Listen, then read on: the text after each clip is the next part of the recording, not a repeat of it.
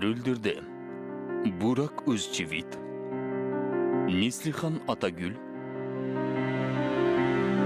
Kaan Урганжоғылы, Күршат Алныачык, Орхан Күнер, Неше Байкент Зейно Эраджар, Мелиса Аслы Памук, Рүзгар Аксой Барыш Алпайкут, Хазал Филис Күчук Көсе, Гөкай Муфтуоғлы және Зерин Текиндор Бурак Серген.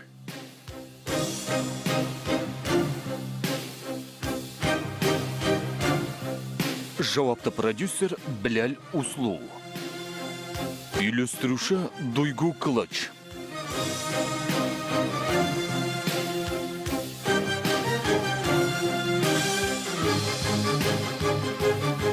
Дыбыс режиссера Исмаил Аладжан.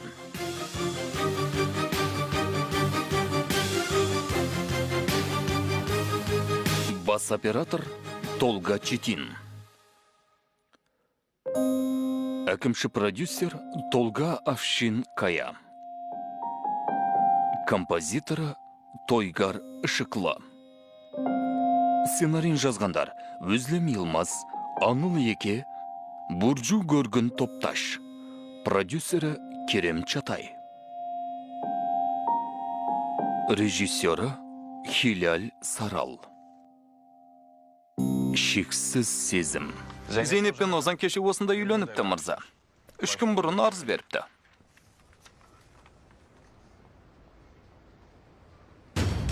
Маған рұқсат берші. Ағама өзім түсіндірейін. Бәрін айтайын. Құдай үшін тағы да 1-2 күн берші. Сен не, есіңнен ауыстың ба? Иә. Мүмкін ертең сен де сөйтетін шығарсың. Сол кезде осыны есің ал. Кішкентай шайтанның менімен ойнақысы келген екен. Иә, ендеше көрейік, Туфан. Көптен бері сіз Зейнепті ұмытып кетті деп ойлап едім, мырза. Егер артық кетсем, ғафу өтінем. Дегенмен, ондайыңызды білгенде сіз басқалармен айналысып жатқанда мен Зейнепті бақылауда ұстарым. Ақмақ Туфан ай. Бұзық сағат секілді күніне 2 рет уақытты дұрыс көрсеткенге, өзін әлде қандай сезінеді. Өндер барсында, ұлы мен келінін әкелсін. Зейнеп ханымды бір сәт көзімнен таса қылып едім, қайнағамның әйелі болып шыға келді. Тағы бір мұндай қателік жібергенім ақымақтық болар. Оны жай қалдыра алмайым. Не ой бар екенін білуім керек. Мені түсіндің бе, Туфан? Шық.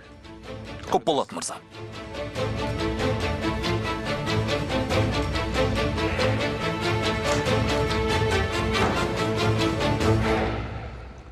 Бізге енді сол кештен басқа да кедергі шықты ма? Апам әлі ашуланып отыр ғой. Оның сөзіне мән берме. Ол о бастан-ақ маған осындай мінез танытатын. Негізгі мәселе осы ма? Өтірік пе? Бір рет болса да асуға көрсеткен ілтипатын маған көрсетті ме? Сонда осыны талқылағың келе ме? Қызы күйеуге қашып деген ананың үйіне келіп отырсың. Басқаша қалай болады? Қалай? Сен де тура анаң сияқты ойлайсың. Маған апаң дей берме. Мен біреу сияқты ойламай. Дегенмен қатты ашулымын. Өзіме де ашуланып тұрмын. Мені сүйгенің еме? Қолыңда болса мені мүлде танымай кетер медің.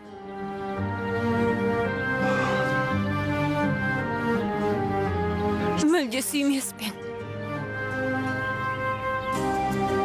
Сен сонда мен тексеріп тұрсың ба, Нихан? Жоқ. Жай білгім келіп тұр. Мені сүйгеніңе өкініп жүрсің бе, Кемал? Өкінбеймін.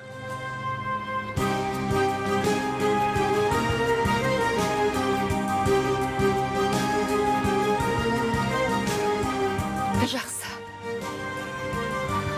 Олай болса енді не істейміз? Әрі қарай қалай өмір сүреміз? Білмеймін.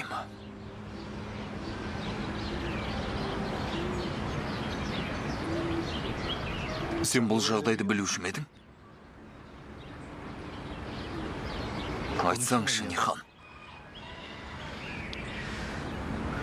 Озан Зейнепке бір көргеннен ғашық болды. Алайда араларында ештеңе де жоқ деп ойлаушым. Яғни Зейнептің ондай ойы болмапты. Озанның маған айтқаны сол. Алайда Озан өткенде Зейнептің басқа бір жігітке ғашық екенін айтқан. Кімге?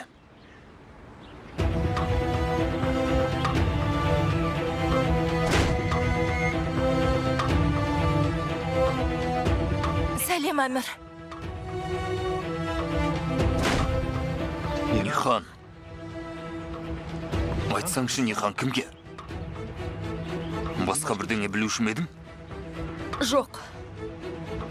Егер менен бірдеңе жасыратын болсаң, кішкентай болса да бірдеңе болса. Кемал сенсең, мен де ненің рас, ненің өтірік екенін білмей қалдым. Онсыз да Зейнеп соңғы кезде менен алыстап кетіп еді. Қанша рет сөйлесуге тырыссам да қашқақтап жоламай қойды.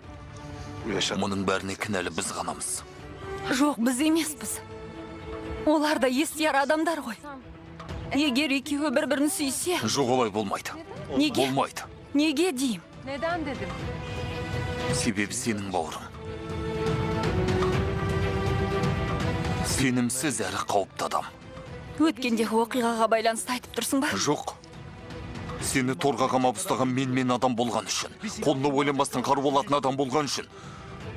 Адам өлтіруі мүмкін ақымақ болған үшін.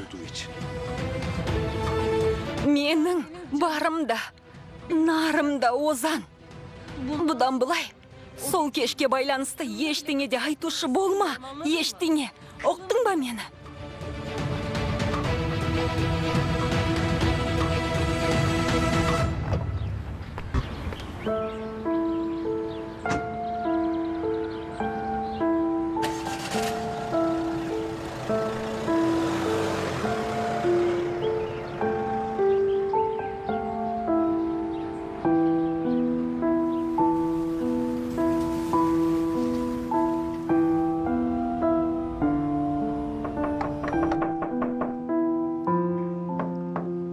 Сен тапсырыс беріп бедің? Жоқ. О, Құдая тоба.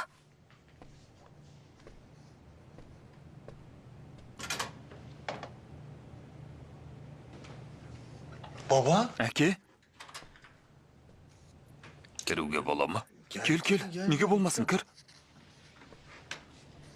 Қош келдіңіз.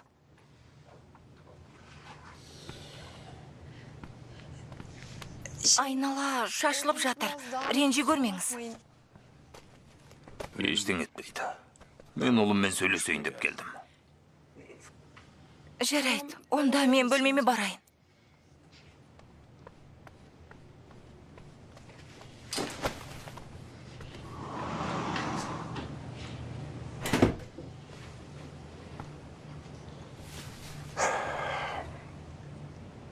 Бізді қалай таптың? Әмір тауыпты.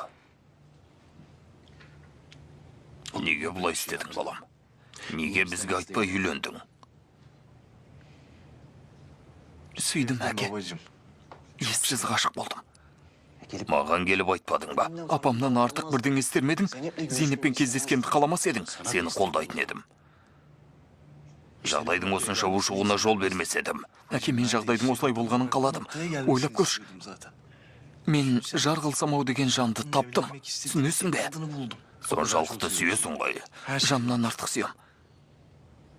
Мұндайды басымнан алғаш рет өткеріп тұрмын. Ол маған күш берді. Ал ол ше. Біз бір-бірімізге ессіз ғашықпыз. Әке, мені тек сен ғана түсіне аласың. Егер бұны жіберіп алсам, өмір бойы бақытсыз болып өтер едім. Яғни, егер бізге сен де демеу болсаң,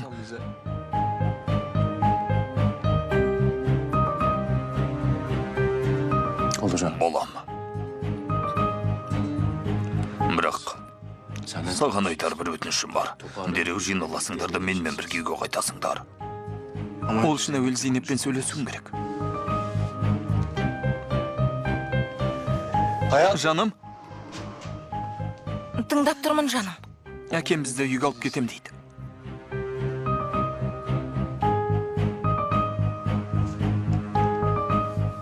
Менің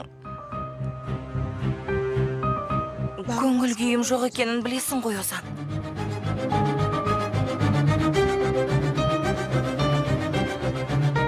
Бізде де сондай.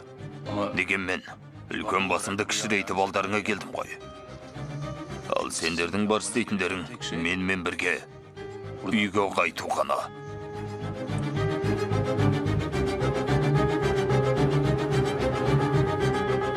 Жарайды. Олай болса, сіздің айтқаныңыз болсын. Мен сыртта болам.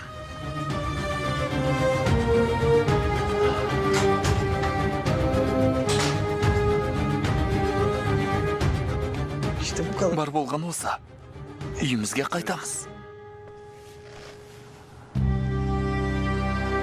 Зейнеппен сөйлестім, Ләйла. Оған мұнысының қателік екен. Артынан қатты өкінетін айтсам да, тыңдамай қойды. Ол да әмірде тыңдамады. Тоқтата алмады. Мүмкін сені тыңдаған шығар. Сені тыңдап әмірден аулақ кеткен шығар. Мүмкін сен оның байқауына сеп болған шығарсың. Бәрі шиеленісіп кетпей тұрғанда тоқтай қалайын деп ойланған болар. Ол да мүмкін ғой. Сонда сол үшін әмірдің қасында өмір сүргісі келе ме? Жаным-ау, араларында бірдеңе болса ол келе алар ма еді? Озанмен үйленер ме еді? Білмеймін, Ләйла, білмеймін. Себебі күні кешеге дейін сөйлесіп жүрді. Ал қазір онда ештеңе болмағандай әмір тек менің күйеуім, Озанның туыс сияқты қарап жүр. Сеніңше бұл дұрыс деп ойлайсың ба? Айтшы. Бұл күдіктерің туралы Кемалға да айтасың ба? Айта алмадым ғой. Ол қазір Озанды уайымдап жүр. Озанды былай қойғанда әмір бар. Өмір айта алмайым. Ондай ойдың шеті шықса, Кемал жынданып кетер. Байқа, Нихан. Көзіңді анық жеткізбей тұрып, Кемалға ештен айта көрме, жарай ма? Шамасы дер кезінде айтпасаң, ешқашанда айта алмайтын сияқтысың. Одан неғұрлым жасырған сайын ішінде күдігі ұлғая береді. Үндемесең өзіңе дерт болады. Енді тым кеш, енді айта алмайым. Бірақ... Алайда мынаны білуім керек. Зейнеп пен Озанның үйленуіне себеп болған әмір ме жоқ па? Соны білуім керек.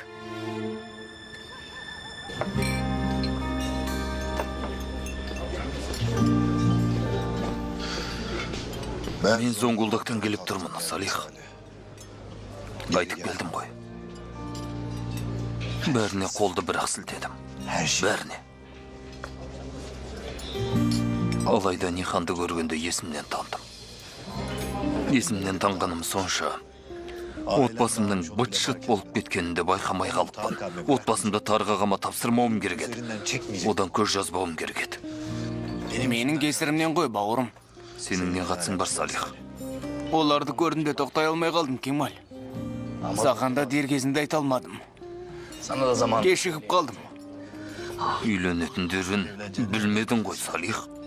Ешқайсымыз да білмедік.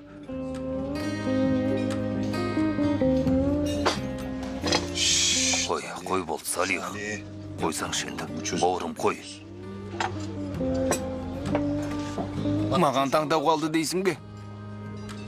Мен үшін енді өмірдің мәні де қалмады. Салих, мен өкіндіріп жүрмеш, бауырым. Салих мен түсінетін шығар деп едім. Қойшы енді. Сен бір рет өкінсең, мен 1000 рет өкіндім ғой. Ол менің қолымда емес.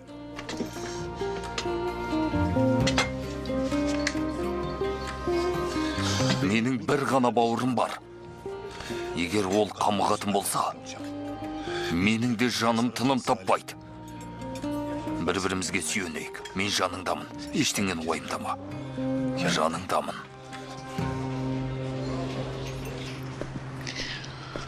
Менің Вилдан сезен екенім рас болса, анағы жүзігін шешіп береді, келген жағына қайта кетеді. Меніңше сол дұрыс. Мен де үйінде кедейдің қызын асырау үшін отырған жоқ.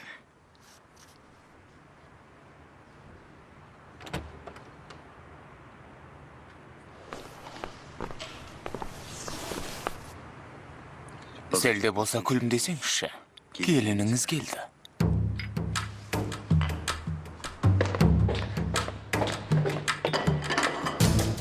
Озан, қане бөлмелеріңе бара беріңдер. Бүгін бәрімізде шаршадық. Озан? Вилдан, ертең-ертеңгісін сөйлесек қайтеді. Қатты шаршадық. Жоқ, жаным. Қазір сөйлесеміз. Себебі мен ертең дәл мұндай сабырлы бола алмайым. Мен сендерге мына қыз мұнда келмесін демедім бе? Ол қыз деп тұрғаның менің әйелім, апа. Әйелім. Ең күлкілі боп тұрғаны сол ғой. Мынау өмірде сезендер еш қашан сойдере бола алмайды. Сойдерелер де сезен бола алмайды. Бұл қыз мұны ағасынан жақсы білуі керек еді.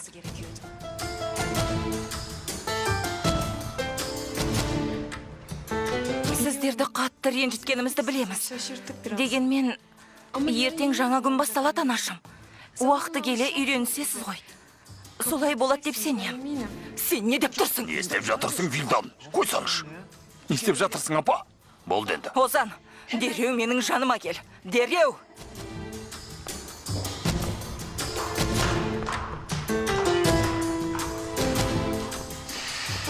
Болды, қамықпаш. Менің бөлмем жоғарда. Қаласаң сонда барайық. Өзім көрсетіп жіберем, Озан. Әуре болма. Сен апаңмен сөйлесіп қайт. Жарайды. Жақсы. Озан?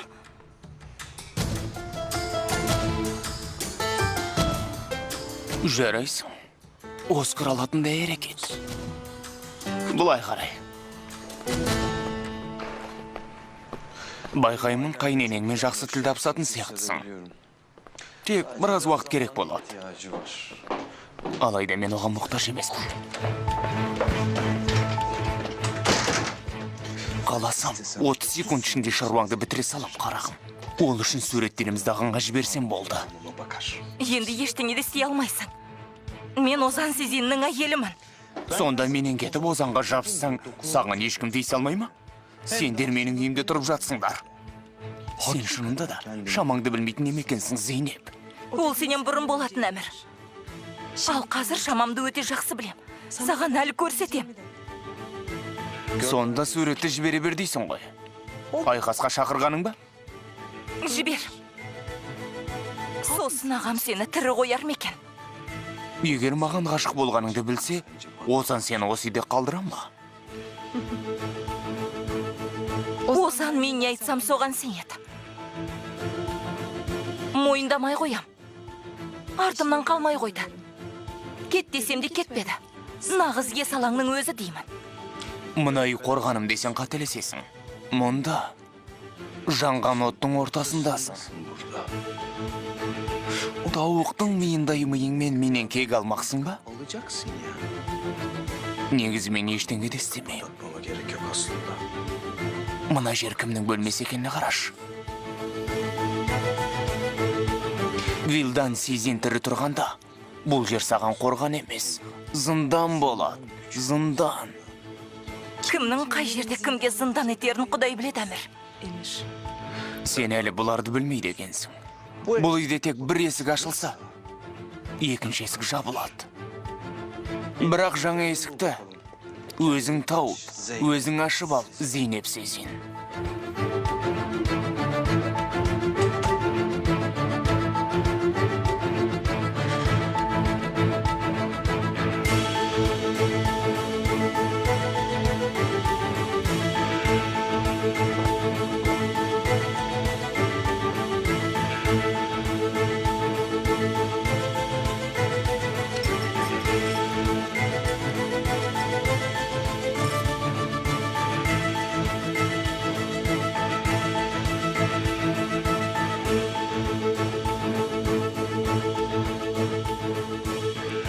Үйдің барлығы есіктері алдымнан кезек-кезек ашылады.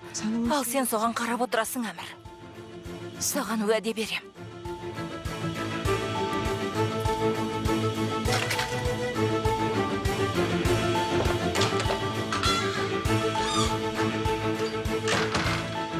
Ертеңгі алғашқы жұмысың әлгі суреттерді жіберу болсын, Туван. Балайы бітті.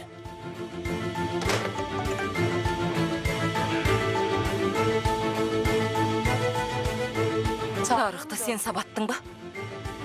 Қойш.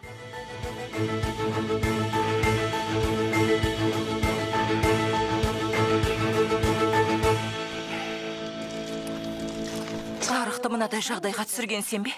Тарық сенде болар деп ойлаймын. Сен не деген хайуансың, а? Сүйіктіңе қолымның ұшында тегізбедім. Не бопты? Білмеймін, ештеңе айтпады. Айтпаса, өзің біліп алмайсың ба?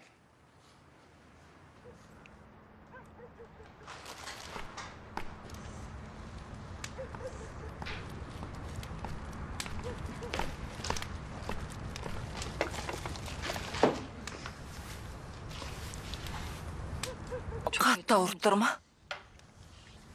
Білмеймін. Сезбеймін. Жарайды. Намысты жігіт екеніңді білдік. Бет аузым емес. Жүрегім ауырып тұр. Сені осынша сабаған кім Тарық? Өзім қой. Қалай сонда? Өзім жол бердім. Мені адам деп санамауларына, менсінбеулеріне, бәріне мені кінәлетіп шығаруларына өзім жол бердім. Кімге бергенімді білесің бе? Өз отбасыма.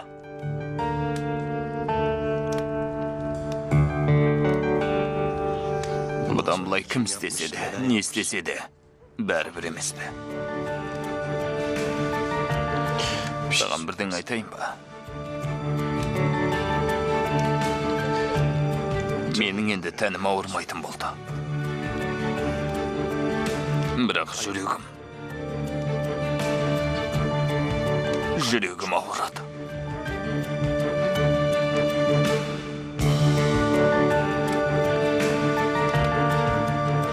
Оны таң аласың ба? Айтшы. Жоқ.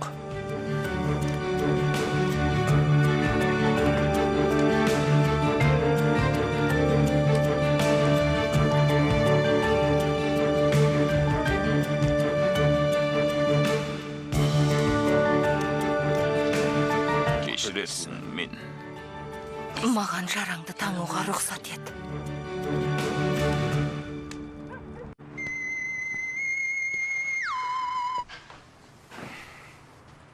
Кәрімнің күйеуінің қайта тығылғанын білдің бе? Төлі құжат дейсің бе? Ертең бе? Жоқ, біздің жұмысымыз енді басталады. Ертең маған керексің.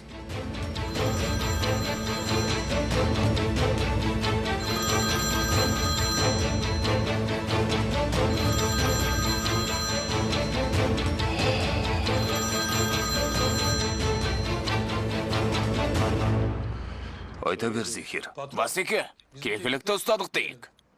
Бірақ салатын қап жоқ. Не? Ол кекіліктерді қайда қаймаймыз. Бір орын дайындауымыз керек еді. Өзің бірдің ойластырған шығарсың. Ойластырдым ғой. Алтың да. Айтқан жерің өте жақсы екен. Маған уақытын айтарсың.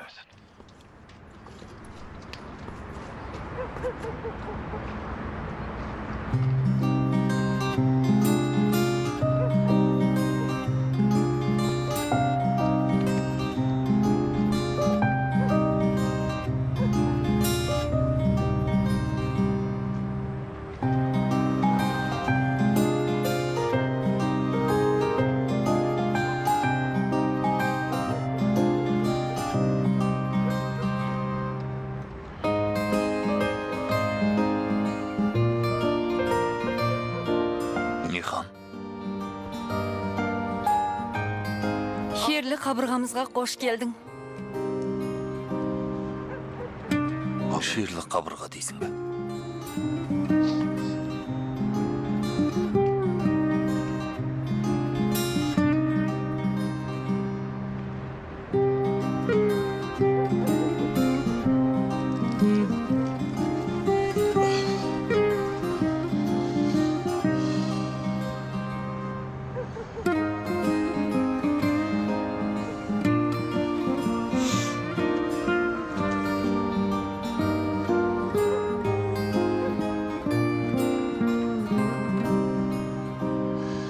Осыдан 5 жыл бұрын саған біреу келіп, мына жігіт бар ғой.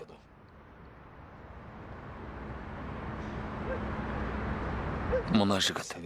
Осы жігіт сенің өмірлік ғашығың болады. Бірақ өмірлік жарың болмайды. Бұл өзі сондай махаббат. Ертең де жүрегіңді оттай қарып тұрады. Ол қол созым жерде тұрса да, қолыңды қанша созсаң да жете алмайсың десеше. Сонда да бәрін басымнан өткізер медім.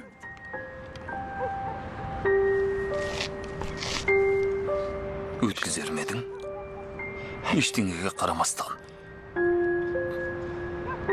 Ештеңеге қарамастан қолымды соссам ұстар медің? Ұстар медің?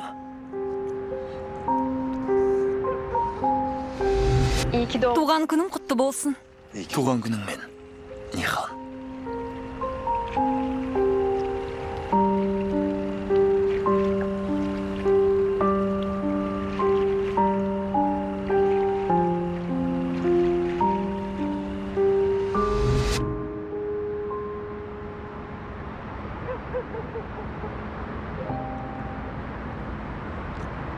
Ұстар едім. Ұстар едім, Кемаль.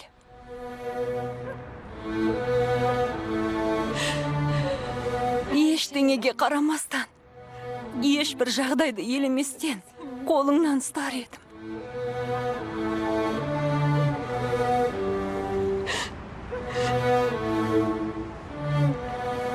Бірақ осы жолы мені жүрегіңнен шығара алмайсың.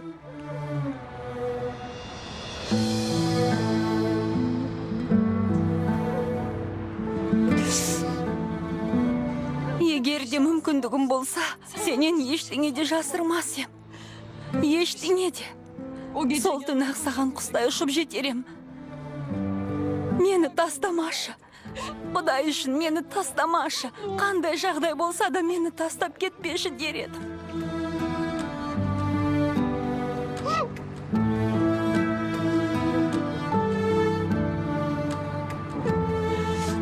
Олай болса кетейік, Нихан.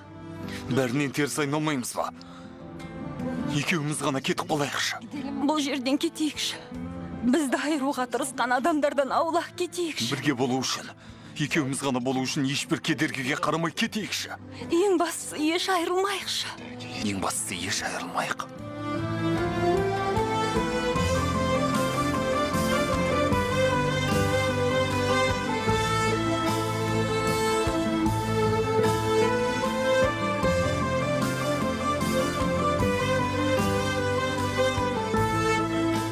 Егер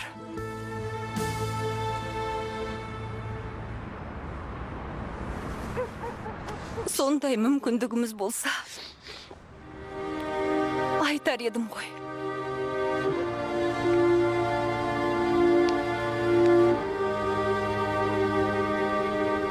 Бірақ болмады. Біз басымыздағы бақты бағалай алмадық. Бауырларымыз сияқты тәуекел ете алмадық. Егер тағы бір мүмкіндігіміз болса, онда батылдау болар едік. Тағы бір мүмкіндігіміз болса. Әттең, сол болса ғой. Болады. Болады, Нихан.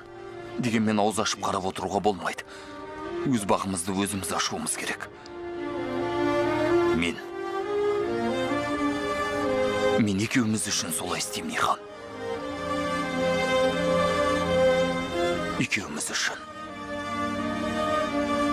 солай істеймін.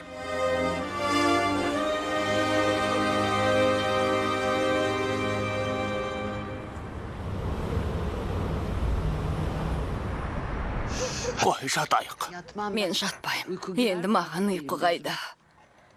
Балаларымыз жан жақта босып жүр. Bıraksan birbirine Еріктеріне қойсаң бір-бірін буындырып өлтірмекші. Біздің елге қарайтын бетіміз жоқ. Ертең елдің алдына қай бетімізбен шығамыз. Сен қалай шыдап жүрсің, Хусейн? Біз де ұқсап болайық па, Фехиме? Сонда еңсемізді солай көтереміз бе? Ол балаларды біз тәрбиелеген жоқпыз ба?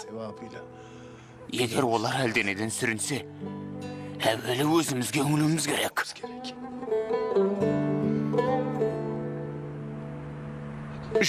Болды. Жалғыз өзіміз қалдық. Жанымызда балалардың біреуі де қалмады, қарашы.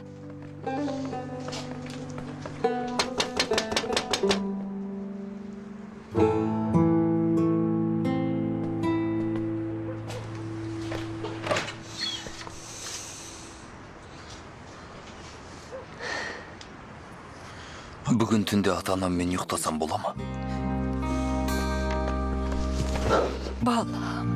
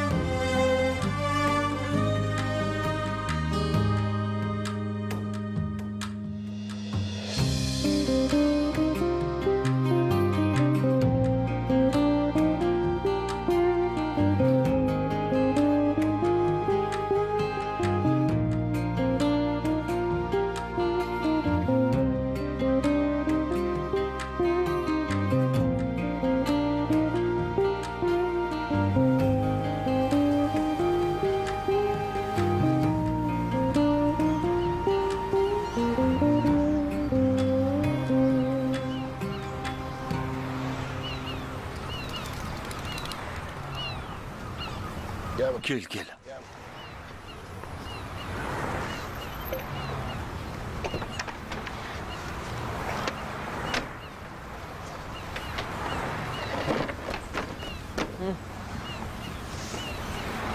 Егер тау саған келмесе, сен тауға барасың. Зейнеп тау түгіл тас қалдырмады ғой. Бәрін быт-шыт тас талқан етті. Неге? Иә, қате таңдау жасағаны анық енді.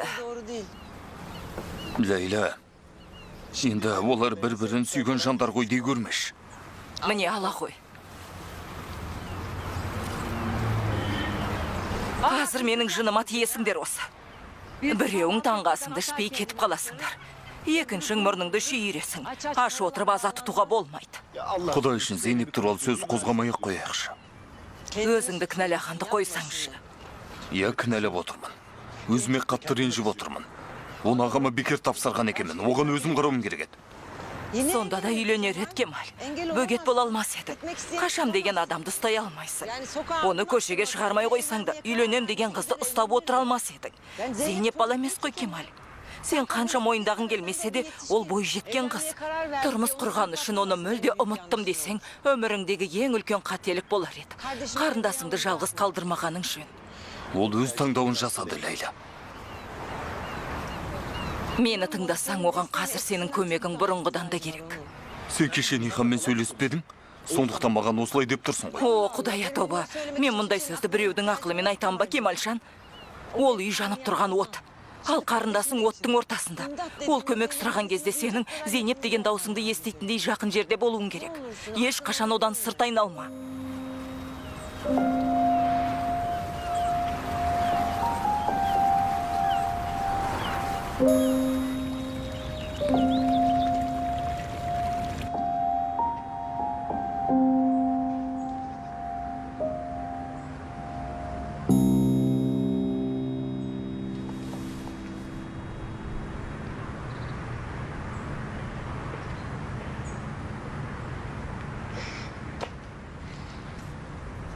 Қайырлы таң, жаным.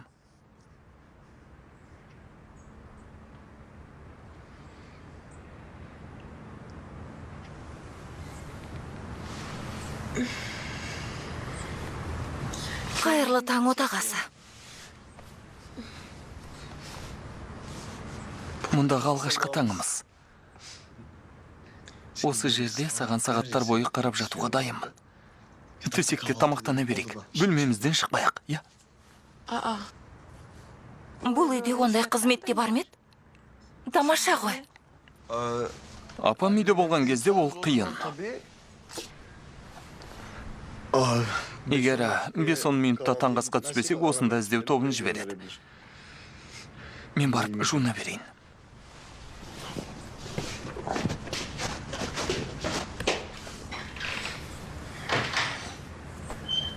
Жақсы. Олай болса түсейік. Қайыненемді ашуландырмайын.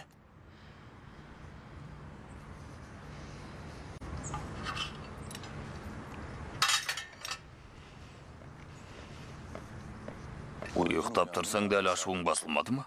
Мұның қалай, Вилдан? Әуелі ұйықтадың ба деп сұрасаңшы. Озан оянды ма? Озан мырза мен Зейнеп ханым. Әфсана, Озанды сұрап тұрмын. Кереңсің бе? Жігіт жаға шула. Ал қыз жағы тоңды жібіт алам екен. Әмір, Құдай үшін отқа май құймай отыр. Мен қайта мәселені жатыстырайын деп отырмын. Өмірдің қиындықтарына күле қарау керек. Сенің кімнің жағында екеніңді түсінбедім ғой, Әмір. Жігіт жағындамын. Қайырлы таң.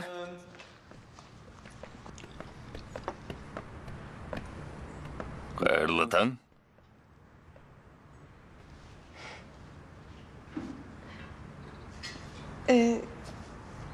Өз заттарында келмеп едім. Сосын Озанның киімдерін кидім. Кешір, маған сүйретпе бересің бе? Жалаң аяқпын. Ал, қане, отырамыз ба? Балалар да сырханға келіңдер. Қайырлы таң. Ол Ниханның орны. Кешірерсіз. Кеше Нихан әпке келмеген соң. Алайда ол келмейді деген сөз емес. Бұл үйде әркімнің өз орны бар. Вилдан ханым саған сен де өз орныңды біл деп отыр. Зейнептің ендігі орны менің жанымда.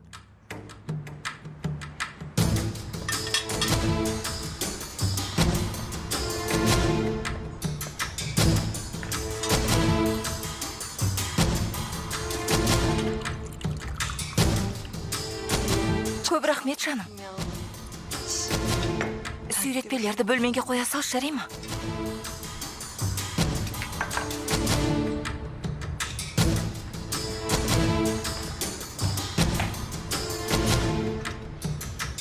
Ту, қарным ашып кетті ғой.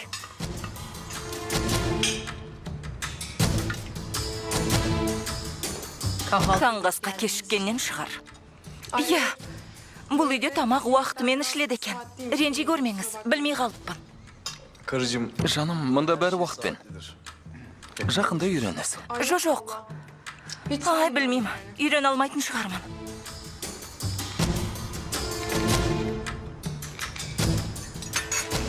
Мен олай жүрмеген соң айтқаным ғой. Содан үйренудің керегі не? Ертең жаңа күн басталады. Жігіт жағы 1, қыз жағы 0. Қайырлы таң. Міне, дауысы шықты. Орындықтың иесі келді дегенім ғой. Нихан әпке, мен сенің орныңа отырыппын. Ренжи көрме.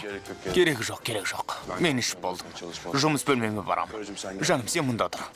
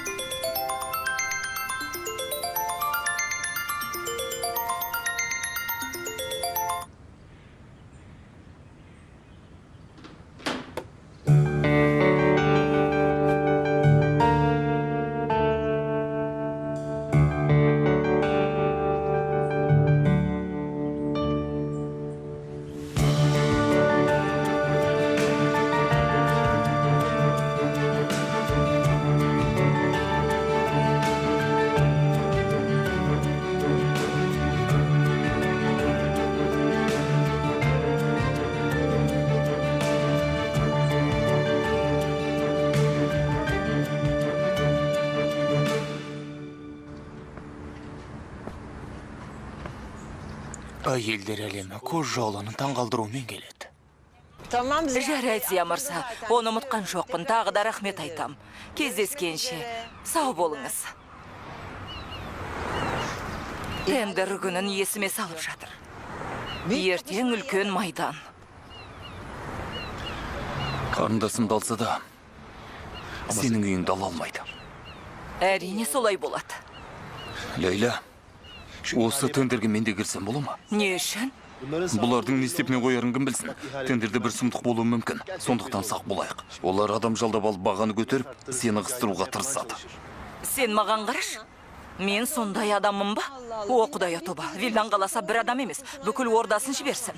Бәрібір ол үйді ала алмайды. Ол жағын уайымдама. Керек жоқ, жаным. Өзім реттеймін. Сенің осы рухани қолдауыңда жетеді. Рухани да, қаржылай да қолдауға дайынмын.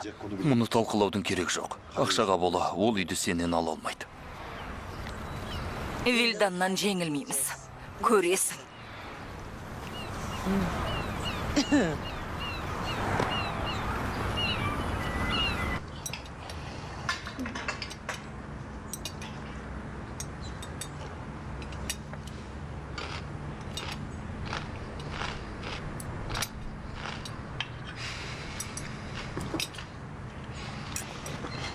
Мұнда алғи осындай өлік шыққан үйдей боп тұра ма? Келмей жатып ар шағымын көбейіп кетті ғой. Шамасы өміріміз саған сай емес сияқты. Апа!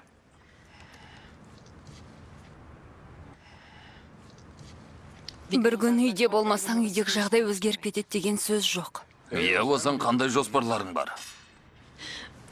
Өмір бойы бақытты болсақ дейміз бұйырса. Оны айтып отырған жоқ.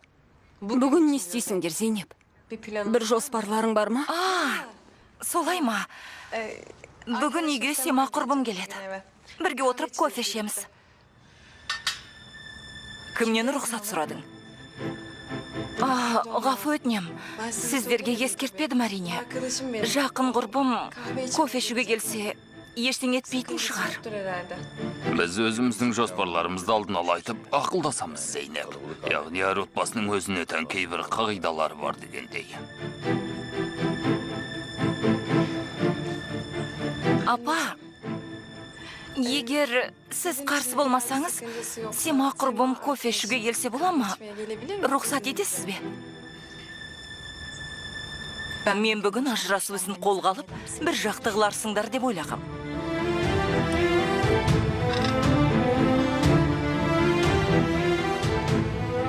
Апа, біздің үйленгеніміз жаңа. Ажырасу туралы ойлағанда жоқпыз. Сен де ондай әңгімені ұмытқаның жөн болар.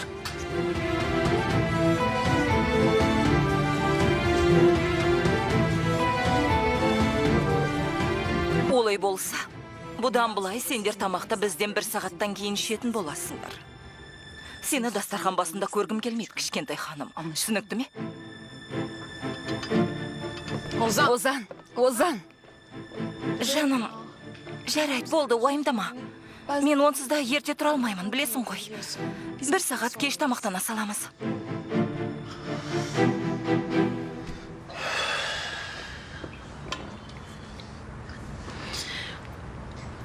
Жаным, бері келіп кетесің бе?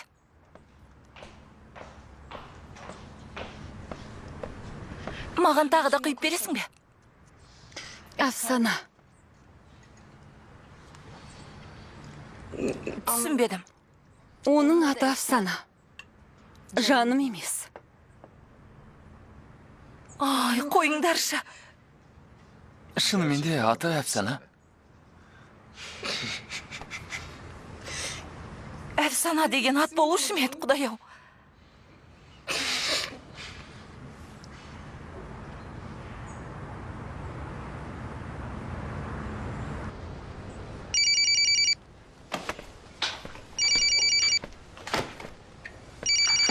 Қайырлы таң, Әмір мырза. Күйеу баланың жездесін сәлемдемесі жіберілді ме? Таңертең алғашқы іс сол болсын дегенсіз. Суреттерді беріп жібердім. Тойға берілген ең үлкен тартуы. Аты жөнді жазбағаның дұрыс болды. Мақтанғанды жаным сүймейді.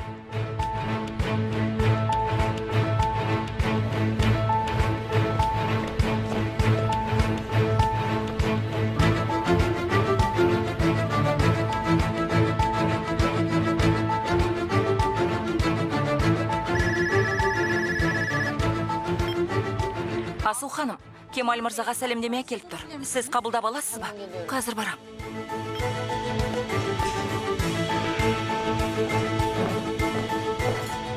Асу ханымға тапсыруыңызға болады. Қазір өзі де келеді. Кемал мырзаның өз қолына табыстауым керек. Жіберген кісі солай тапсырған.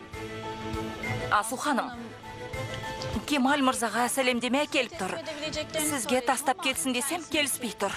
Ханым, Кемал мырзаның өз қолына табыстау сұраған. Әрине дұрыс қой.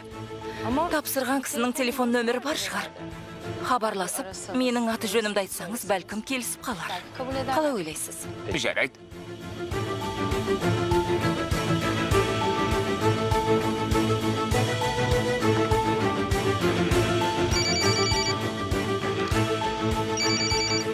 Алло? Асу ала жаққан ба? Я, әрине, тастап кете бер. Бірақ Кемал мырзаның өз қолына табыстау керектігін ескерді. Хат қалтаны одан басқа ешкім ашпасын. Жарайды, мырза. Сізге берейін. Бірақ хат қалтаны Кемал мырзадан басқа ешкім ашпайтын болсын. Әлбетте. Мына жерге қолыңызды қойып берсеңіз.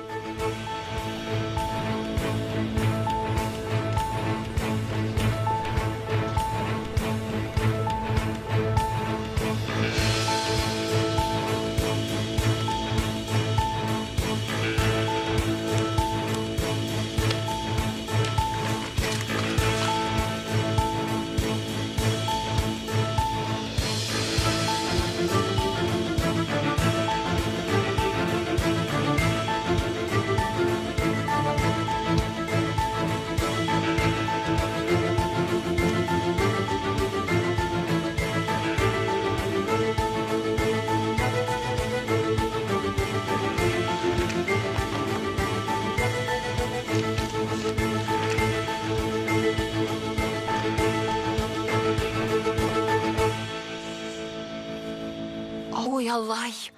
Жайланып отырсаңшы. Құрбыңның үйінде отырсын ғой. Жақын құрбың болсам да сенің қылықтарыңды түсінсем бұйырмасын. Озан екеуің қай уақытта сөз байласып үйленетін болып жүрсіңдер? Сема, қазбалап қоймадың ғой. Жоқ, мен өмірімнің жаңа парағын ашып тұрмысқа шықтым. Ал сен құрбыңның бақытына ортақ болудың орнына ызыңдап қоймайсың. Жоға, жаным, бәрі жақсы. Сен бақытты болсаң болды әрине. Сөз жоқ, бақыттымын. Жақсы екен. Ал Салихтың сағы сынып қалды. Салих деген кім соншама? Бұрынғы жігітің. Иә, бұрынғы жігітім Сема, бұрынғы. Мен бақытымды енді таптым. Ол Озан екен. Салих те басқасы да емес.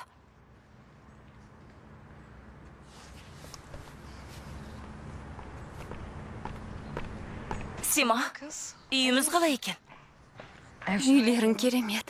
Айтарға сөз жоқ. Бәрі жоғары талғаммен жасалған деуге келмейді. Бірақ кейінірек бәрін өз талғамыма сайреттеп, жайғастырып алам ғой бәрібір. Ас болсын. Әфсана, сен бала шаласың ба? Жоқ, қалқам. Әфсана біздің көмекшіміз, балгеріміз емес. Сәлеметсіз бе, ханым?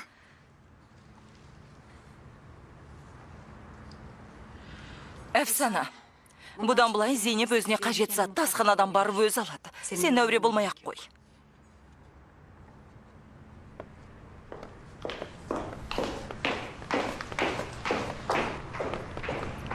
Жарайды, Зейнеп, мен қайтайын. Тағы кездесеміз ғой, бұйыртса. Неге асықтың? Сен оған мән берме. Келмей жатып, сөз естіп жүрме. Тағы кездесеміз ғой.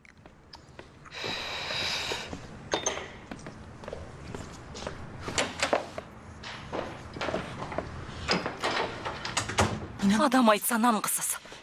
Бұл шаруа қашанға дейін созылар екен. Қай шаруа деп сұрамайым да. Нағыз сұрқия. Өзімшіл біреу екен. Озанның әйелі болғаны бұлай тұрсын. Үйдің ішінде ой қастап жүргеніне төз алмаспын. Ол қызды зиянды жәндікке ұқсаттың ау шамасы. Өте тамаша сипаттадың. Құдай үшін сабыр сақташы. Мен де аңтаңмын, қалай болған түсінгім-ақ келеді. Бұл жерде түсінбейтін дәнеңе жоқ не қанжан. Ол қыздың көздегені сезендердің вилласы болатын. Діттегеніне жетті. Мені қолдайсыңдар ма жоқ па, өздерің біліңдер. Оны үйден өзім-ақ қуып шығам.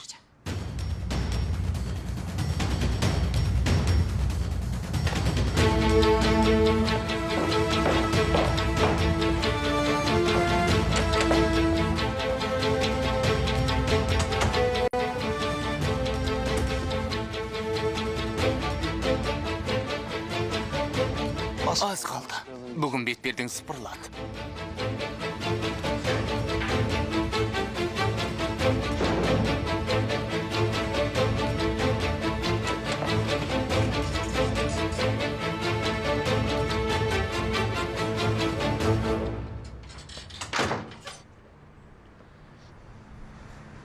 Бөлмемде не қып жүрсің? Бұл Озанның бөлмесі. Енді менің де бөлмем. Сен де басқалар секілді болайын дедің бе, Нихан әпке? Неге өйтпейді кем? Басқалардан ерекшеленуім үшін қандай себеп бар айтшы? Керісінше басқаларға қарағанда менің саған күдікпен қарауыма себеп көп. Білесің. Негізі білмеймін. Не дегің келгенін де түсінбедім. Бір кісідей түсініп тұрсың, Зейнеп. Сенің намысыңа тимеймін. Сұрақты төтесінен қояйын. Озанға күйеуге шығуыңа әмір себеп болды ма?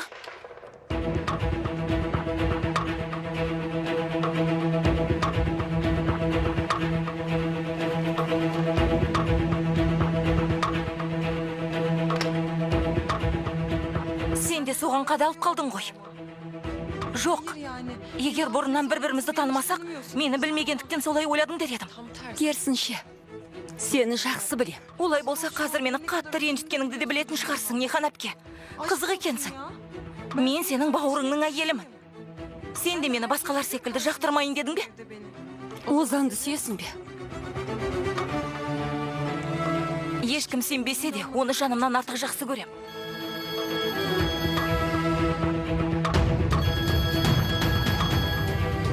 ғафу өтінем.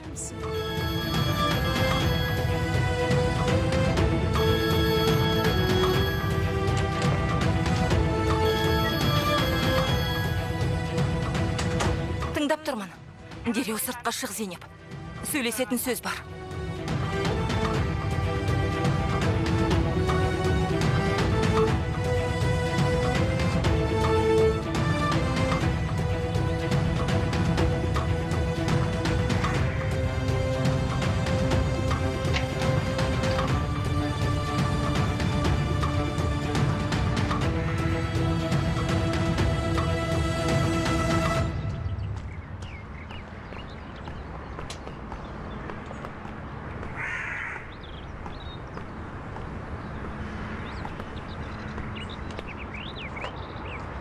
Сен де жер жебіріме жетейін деп келдің бе, Асу әпке? Мені қолдайтының осы ма? Енді не боп қалды? Мен қашанда сені қолдайым, Зейнеп. Ал сен менің көзімді бақырайтып қойып алдап соқтың. Не деп тұрсың, алдағаны несі? Озанға күйеуге шыққаның жай ғана ойын ғой.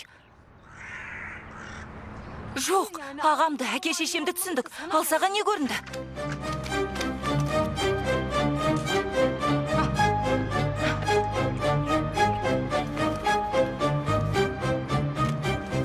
Мұнаның бәрін бүгін ағаңа сәлемдеме етіп жіберіпті.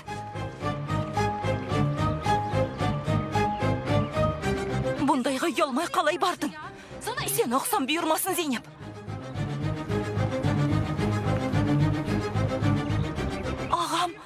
Ағаң, одан бұрын менің қолыма тиді. Ал ағаң бұларды көрсе, не боларын өте жақсы білесің. Қол аяғыңның дірілдеп кеткені содан ғой. Жоқ, мен саған өтірік айтқан жоқпын, Асу әпке. Әмір маған тұзақ құрды. Мен алданып қалдым. Болды, бұдан былай маған өтірік айтушы болма, Зейнеп. Бірақ нәрсені ойла. Әмірге қалай бөгет боласың, оны қалай тоқтатасың? Сен ағаңның дұшпанын одан сайын қайрап отқа май құйдың. Енді қалай тоқтатасың, Зейнеп? Бүгін бұлар ағаңның қолына тимей қалды. Бірақ Әмір қайтадан жіберу әбден мүмкін. Сен Озанға күйеуге шықпауың керек еді. Әмірдің бұған қылшығы қисаймайды. Одан сайын ызасын тудырады. Осының бәрін неге ойламайсың? Оған өзім бөгет болам. Ағама зиянын тигізе алмайды. Сен Әмірдің ашынасы болған күннен бастап ағаңды онсыз да сансыраттың. Дереу мыналардың көзін жой. Содан соң Әмір бұл суреттерді тағы да ағаңа жібермесін деп біле.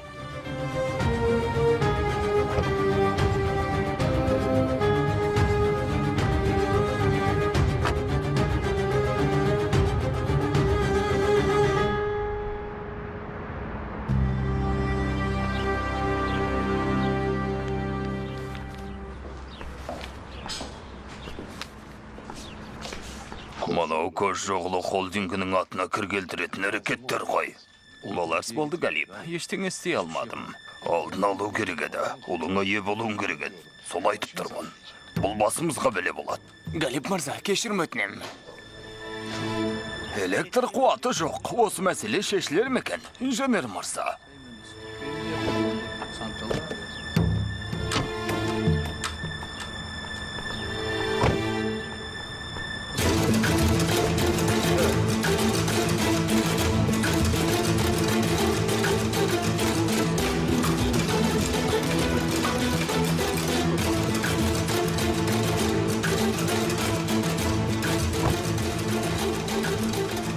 Бауырыңның жағдайы жақсы ма? Зейнеп бәрімізде сеңгіретіп кетті. Күйеуге тигенін айтам. Бәрімізде аң-таңбыз.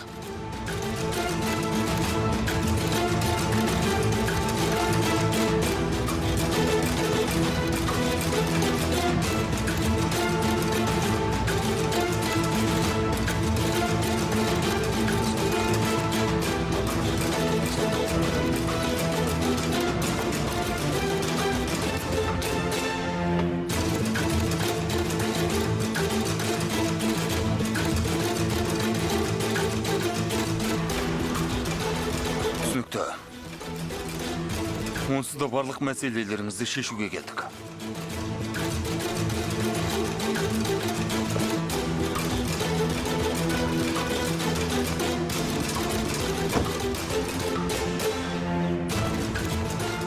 дайын болсаң ішке кіреміз бе? Жиналысқа дейін бәрін айтып қоймасаң кірейік. Үйде болып жатқан бейбастақтықты неге мен ең соңғы боп естіп отырмын? Алып бара жатқан түгі де жоқ. Озанның істеп жүргені тіпті айтуға да тұрмайды.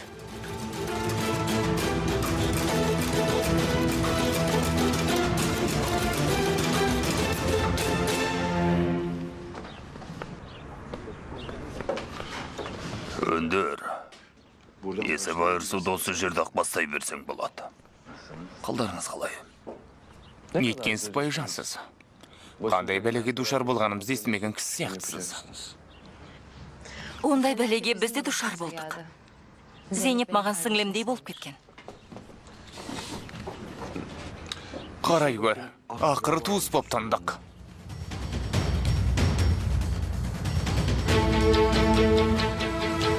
Сізбен тек кәсібімізге байланысты ғана қарым-қатынас жасауды жөн көреміз. Бірақ олай болмай шықты, Оны сізден сұрау керек. Сіз бүгін басқа нәрсеге абыр жолы сияқтысыз. Жайсыз жаңалық естідіңіз бе? Жаңалыққа еш қатысы жоқ. Сізді көрсек бұрыннан кірпідей жиырламыз. Құрметті әкім мырза. Мырзалар, жиналыс басталды. Бастайық. Бәрі де халықтың игілігі үшін. Құрметті ауыл тұрғындары, жобамыз арна бойында орналасқан елді мекеннің дамуына үлес қосатын инвестиция болып табылады.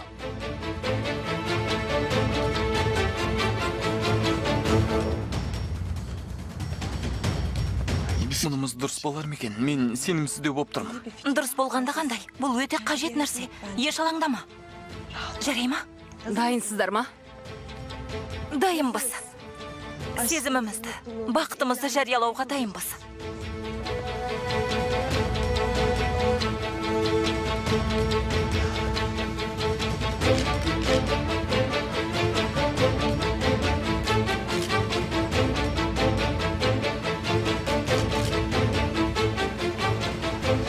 Вилдан ханым. Маған ол қыз туралы ештеңе айтушы болма, Әфсана.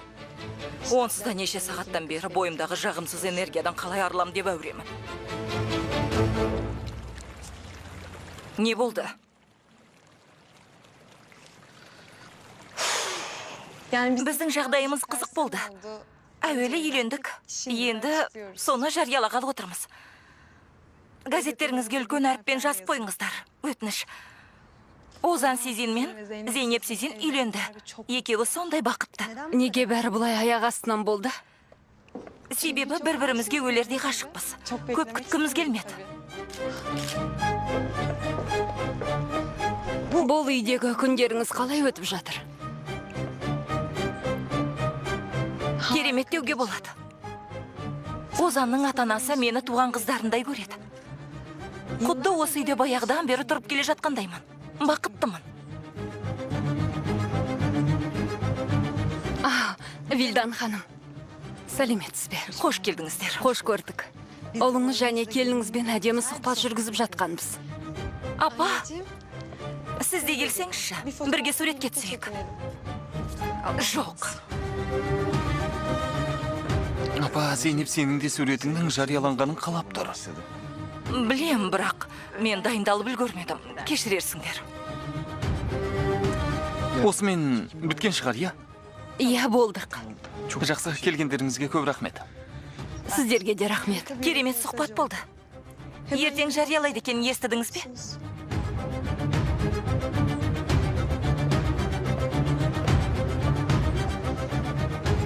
Көп рахмет.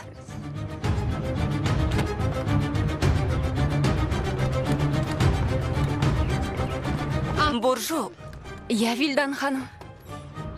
Жаным, саған бір өтініш айтайын деп едім. Бұл сұхбатты жарияламай қойсаң болмай ма? Вилдан ханым, сіздің сөзіңізді жерге тастамас едім, бірақ... Мен бұл жұмысты қоқысқа тастайық деп тұрғам жоқ. Кейінге қалдыра тұрайық. Әрине, мен ауқымды сұхбат береміз деп ойлағам негісі. Әзірше мұны жарияламай тұра тұрайық. Кейін бәрібір өзіңді шақырамыз ғой. Жақсы, айтқаныңыз болсын. Көріскенше. Сау болыңыз.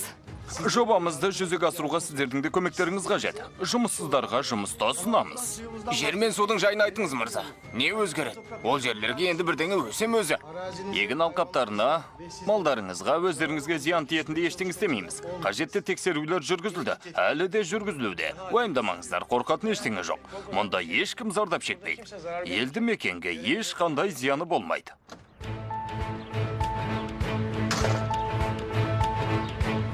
Таңертеңгі алғашқысы мәлгі суреттерді жіберу болады дегенсің. Ана неме неге селт етпей отыранда? Асу ала жақан ба? Бұл не деген сөз? Ол суреттерді мен алдым деген сөз. Өшір. Қай суреттерді айтасыз? Өтірік көлгірсі ме? Сол суреттерді айтам. Кемалдың намысын қорлатпайым дегенмін. Ол түсініксіз болса, тағы қайталап айтам, әмір қош жоғла. Мен тірі тұрғанда, Кемалға зияныңды тигіз алмайсың. Еш қашан.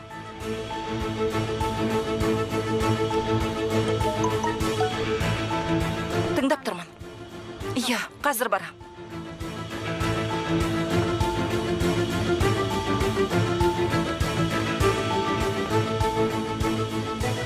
Кемал фирмадан хабарласты. Менің жиналысым бар еді.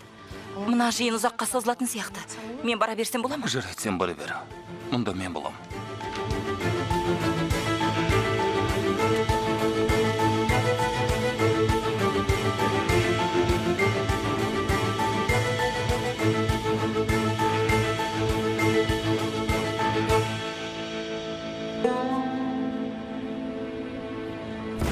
Мен Озанның әйелімін. Түсінсеңдерші, мен оның әйелімін. Қарындасымыз қайда? Қазір қайда? Кемал, Қайда? Кемал! балам, бұларың не? Жібер, Кемал! Ұлым, қой енді, қой. Қой дейм, Жібер. ұлым. Ассаламағалейкум.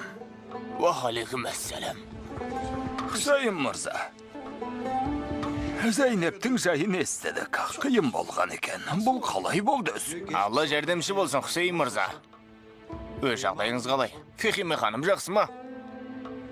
Сенің қайта бағың бар, қызыңның қандай әулетке келін болып түскенін біліп отырсың. Білгеннен не пайда? Онда бар, барқа жарқа болып отыра ала ма?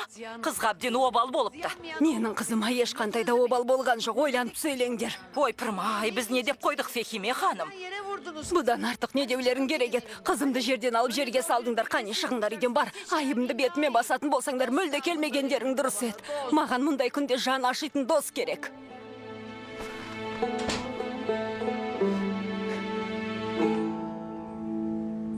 Құрылыс жұмыстарын 2 жылға жоспарлап отырмыз. Бұдан бұрында айтқанымыздай ауылға бір мектеп салып беруді ұйғардық. Бауырларыңыздың бәрі менің қанатымның астына жиналды, Кемал мырза. Бірі адал көмекшім, екіншісі келінім болды. Қандай да бір жағдай болса, жылу электр станциясын салғызып отырған Кожжоғлы холдингпен станцияның құрылысына жауапты Низ холдингпен байланысқа шыға аласыздар. Инженер мырза, біздің шығындарымызды кім көтереді? Ауыл әкімі мен ауылдан таңдап алынған өкілдер. Суреттердің көшірмелері дайын, өзіңіз айтқан кезде жіберем. Қазір емес.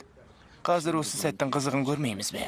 Бізде де тексеріп тұратын ұйымдар бар. Қандай да бір келеңсіздіктер болса, жылу электр станциясы, түсінбедім, не дейсіз? Кемалға қараш, Туфан. Таяғы жеген бауырда мен құсап отырған шығар. Сақтай тұр, Туфан. Тағы біраз күт. Сосын өзіңе мақал мәтелдер кітабын сатып алшы. Басқа сұрақтарыңыз бар ма?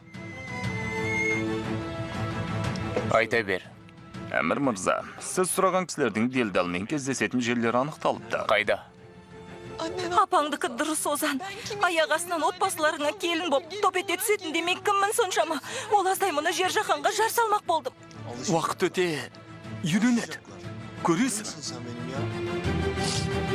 Сен менің әйелімсің. Әйелім. Апаңды ренжіттім. Көңілін қалдырдым. Кешірім сұрауым керек, Озан. Жаным сол. Уайымдаған түріңнен сенің. Неткен жүрегің жұмсақ жансың.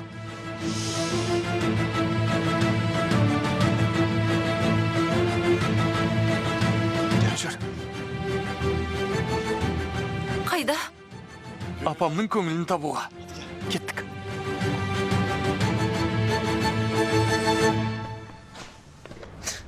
Нихан, саған не айтарымды да білмеймін. Ойлап қарасаң ақылға сиятын нәрсе емес. Сонда сен енді Кемалға құдаша болдың ба? Күліп қылжақ қылатын нәрсе емес. Қылжақтап тұрғам жоқ қой.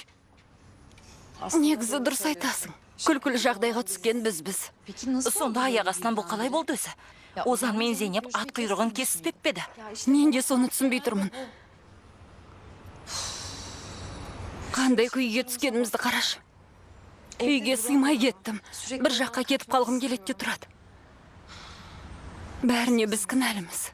Нихан, өз-өзіңді кінәлағанды қойшы. Кемалды да кінәлама. Бұл мәселені қалай шешем деп басым қатты Ясмин. Себебі бәрін бақылауда ұстай алмайсың. Озан мен Зейнеп бір-бірлерін сүйеді, яғни өздері солай дейді. Ал сендер жайлап бұғанда көнесіңдер. Бәрінің төбесінен жай түскендей болды, үйден береке кетті. Туу, Нихан, қойшы. Кемалдың әке-шешесін ойлау саған қалып па? Көңілің алма, бірақ шынымен солай ғой, мойындауың керек. Негізі олар ғана емес, тағы бір кісі бар. Бұл жағдайға қатысты, ол не деді, қазір қайда не істеп жүр білмеймін. Әрине маған бәрін бастан аяқ айтып беретін сол ғана. Соған баруым керек.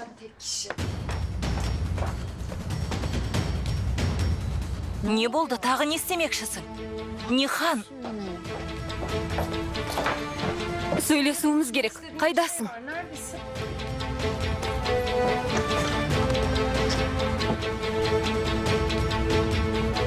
Кейін қиындықтар туып жүрмей маға құқығымыз тапталмай ма? Жоқ, онда ештеңе болмайды. Еш алаң болмаңыздар. Бауырыңның осындай күйге түскеніне таң қалдым. Не дейсіз, Әмір мырза? Кемалды айтам. Онжырғасы түскенін бірінші рет көруім. Біздің келін жанды қарай көр. Бәріміз күйзеліп жүрміз. Кемалдың да қателігі бар әрине. Сенің қатең жоқ па? Біреу сенің де қателігіңді бетіңе басқан секілді ғой. Әмір мырза, Зейнептің бізге бұлай істеген дұрыс болмады. Бірақ жүрек әмір жүрмейді ғой. Балдызыңыз екеуі бір-біріне ғашық болып қапты. Не дейміз? Бірақ менің ренжігенім Зейнеп бізге ескерту керек еді, сонысы дұрыс болмады. Салтымызға сай құда түсіп келсе болар еді ғой. Қайдан білейін? Сонда бәлкім бәрі басқаша болар ма еді? Солай дейсің бе? Нені, Әмір мырза? Жай әшей. Бану! Жолда Тарық мырзаға жұмыс қалынатын кісілердің қауіпсіздік және қатынау мәселелерін түсіндіріңіз. жақсы, Әмір мырза.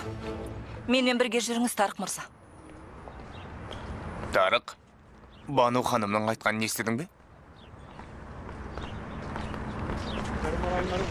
Егіс алқаптарынан... Рахмет. Достар, тағы да сұрақтар туып жатса, еш қысылмай менен сұрай беріңіздер. Пелин ханым сіздерге менімен байланысқа шығу жолдарын айтады. Келістік пе? Солай ғой. Айтқанымдай қандай да бір қиындық туса, бұдан бұлай тек менімен ғана сөйлесесіздер. Түсінікті ме? Көп жаса. Иә. Бірақ тағы да кездесеміз. Жақсы. Аман болыңыз. Көп рахмет. Туфан. Кемал мырзаға айтшы менің қасыма келсін. Керең емес біз.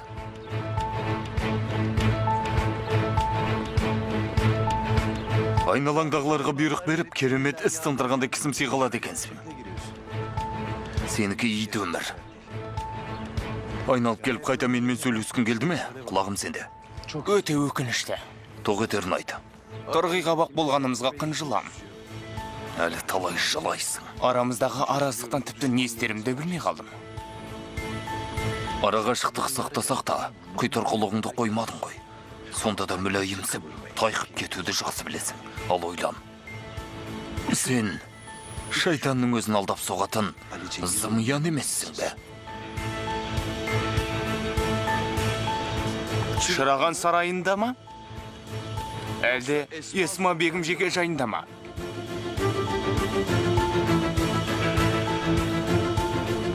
Тойды айтам. Әлде Еникөй жақтағы бір тойханада жасай салайық па? Отбасыларың мен ауылдағы ағайынға жақын болсын. Аузыңа келгенді көкей берме. Мен бе көкіген?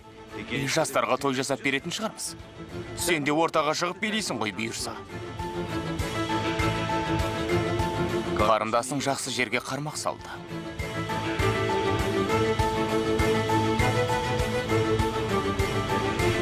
Тоқта. Келіннің ағасы тісін қайрап келеді. Саған жақындарымды маған қарсы айдап салмады екем. Адам бол дегем. Ал сенің тоқтайтын түрің жоқ. Әкіреңдеп, ең мықты менмін. Менен артық ешкім жоқ деп кеуде керіп. Мастануды ғана білесің. Айтып тұрған сөзіңді қараш. Зейнеп тарықты пайдаланып. Өтірік бе? Ыңғайыма көнді ғой. Иә. Ал мен көнбейді екем. Бар арманың осы ма? Сорлы бейшарасың. Бейшара.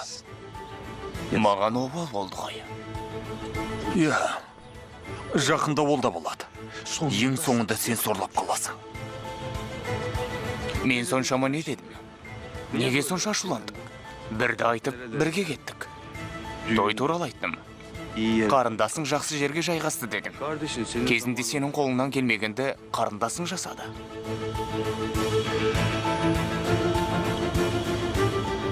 Ескі жараның аузын тырнамассың деп ойлап ем. Бағана қатты қынжылам дедің ғой. Одан бетер болып жүрмесін. Мен нәтижеге қарайым. Мен де. Бірақ әлі нәтижені көрген жоқпыз.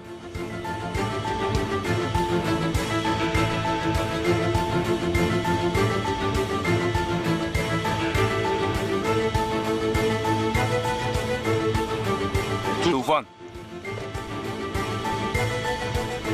Ана көнеті ханзаданың бүгін мені шаңғап тұрмағанына сенімдіміз бе? Жоға, онда ештеңе болған жоқ. Бәрі дұрыс. Ал мен онша сенің кіремей тұрмын.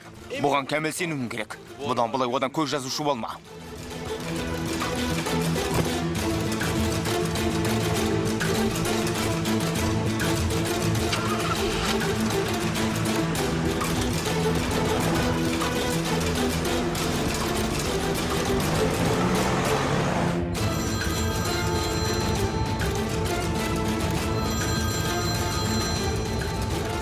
Айта бер.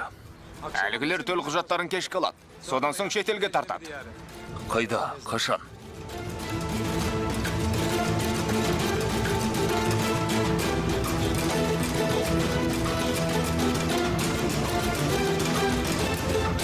Апа?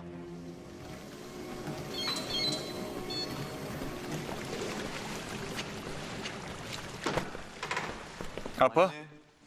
Апа? Терлегеннен көзің буланып көрмей қалған ба? Не айтайын деп едің Озан? Кел.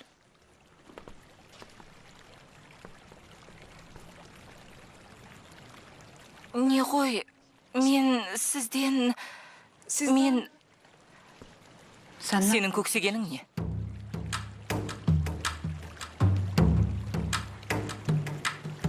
Өзім де осылай ойлап едім. Сен маған басқа не айтушы едің? Апа. Менімен ақылдаспай, бірден естегенде осылай қарауың керек еді. Не дегім келгенін түсіндің бе?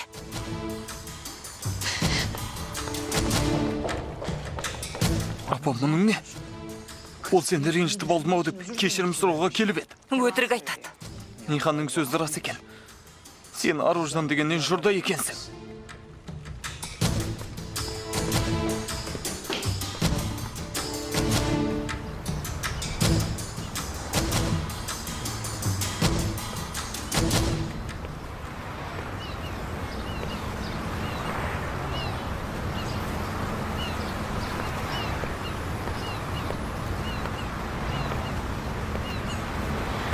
Қалың қалай? Неге келдің, Нихан? Жағдайыңды білейін деп келдім. Бұл сөзіңе сеніп тұрғам жоқ. Басқа айтар сылтау таппадың ба? Ал неге келдің? Салих. Мұны қалай айтуға болады білмеймін. Зейнеп екеуің Үйленеміз деп жүргенде, аяқ астынан неге бұлай болып кетті? Ту, сонша қиналғаның не?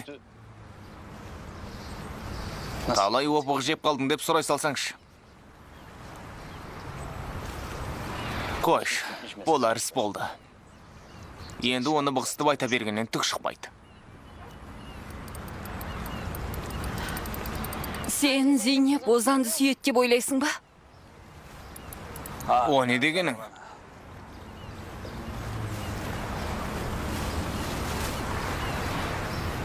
Жоқ.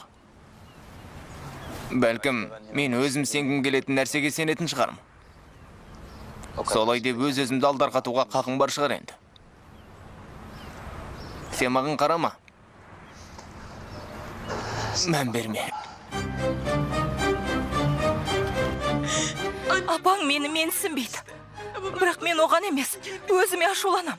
Мен қалайша осылай өз-өзімді қорлатып қойдым екен. Біз осылай боларын онсыз да білдік қой, Зейнеп. Не деп келістік? Бәріне қарсы тұрамыз деген жоқпыз ба? Жарайды, Месут, рахмет. Сен бара бер.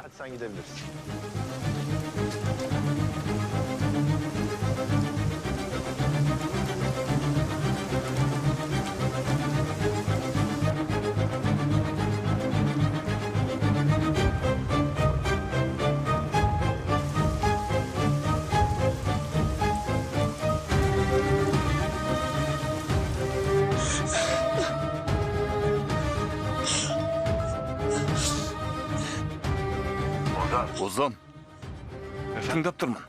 Жарты сағатқа келіп кетсең жақсы болар еді. Сөйлесуіміз керек. Барайын.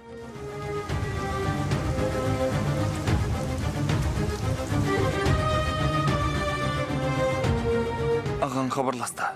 Мені шақырып жатыр. Не айтпақшы екен? Не десе де мейлі. Кім не айтса да бәрібір. Жағдай өзгермейді.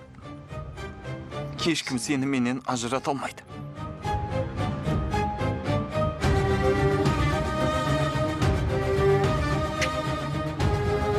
Ешкім.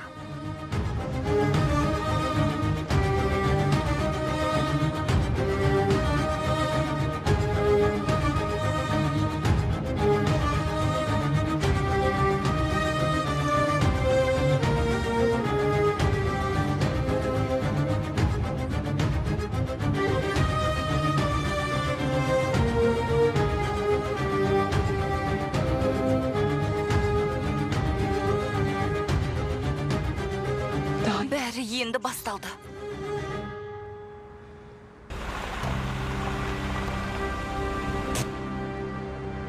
Үйге жүр. Бану, мұнымыз... Мына түріңмен қайда барасың? Менің жаным күйзелгенде сен маған сүйеу болғансың. Ендігі кезек менікі. Оның үстіне сені жібергім кеп тұрған жоқ. Жүр.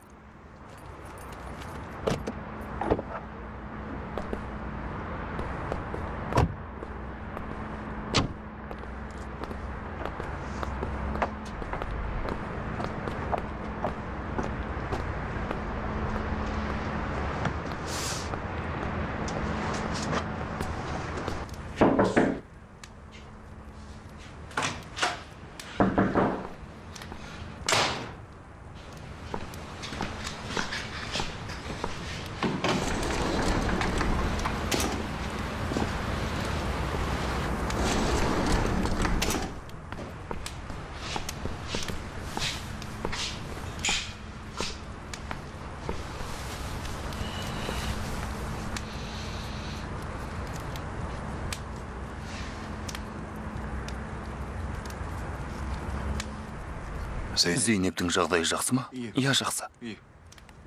Неге бұлай істедіңдер? Ешқайсымыздың сөзімізді құлақтарың ілмей үйленіп алдыңдар. Біз бір-бірімізді сүйеміз. Мен Зейнеп үшін бәріне дайынмын.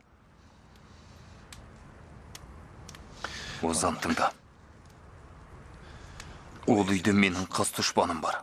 Оның Зейнепке еш қатысы жоқ қой. Менің де айтпағым сол. Мұның маған қатысы бар. Зейнепті әмірден қорғай аласың ба? Мұнымен не деген келді? Анық айтып отырмын. Қайда барсам да, сумаңдап алдымнан шығатын жексұрын туралы айтып отырмын. Менің жаным, жанымның бір бөлшегі де сол еді. Әмірдің көз алдында. Мен ол жексұрынға мүлде сенбеймін. Бірақ саған да сен алмайым. Сендердің бұларың дұрыс болмады. Ал сен дұрыс дедің бе сонда? Фильмді қазақ тіліне аударған Қазақстан ұлттық телеарнасы 2020 жыл. Охо, Кемаль мырза.